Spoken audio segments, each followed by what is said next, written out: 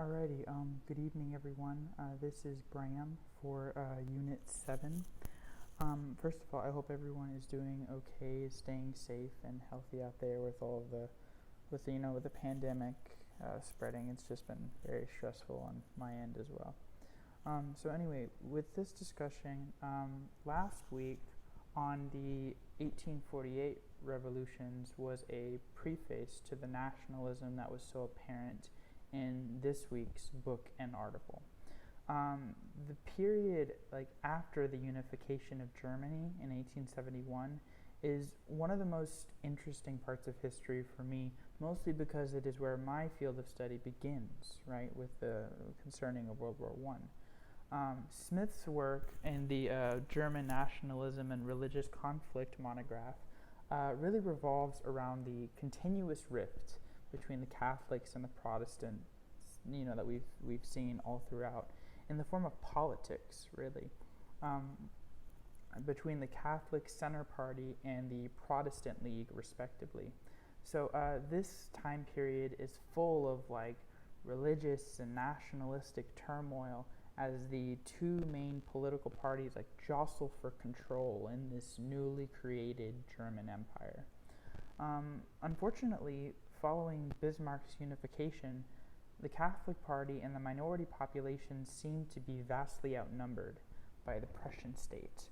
Also the historical writers who want one Protestant German narrative to exclude Catholics, and even the German middle and elite classes. It seems like all of these groups are kind of ganging up on German Catholics of this era.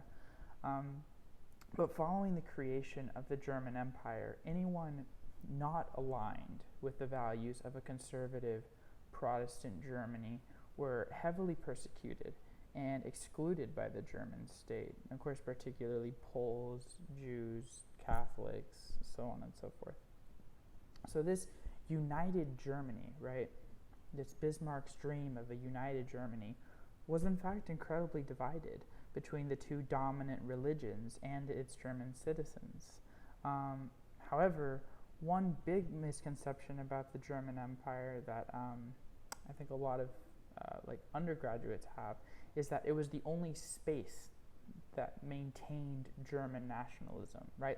Just the German Empire, the territories on a map, that's the only place where German nationalism could be found.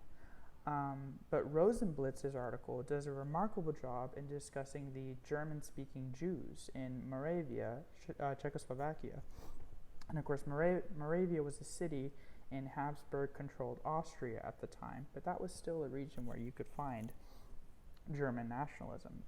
And her work is fascinating because it showed the dominance of nationalism within the German Empire as well as outside its borders. German identity was being constructed all over Central Europe, and it did not always represent a repressive path for non-Protestants and non-ethnic Germans. Minority groups and Catholics outside of the empire could still practice their German culture just outside of the homeland, really, without fear of scrutiny. But unfortunately, within the empire itself, it seems to be more difficult if you are either not a Protestant, not conservative, or not a nationalistic German.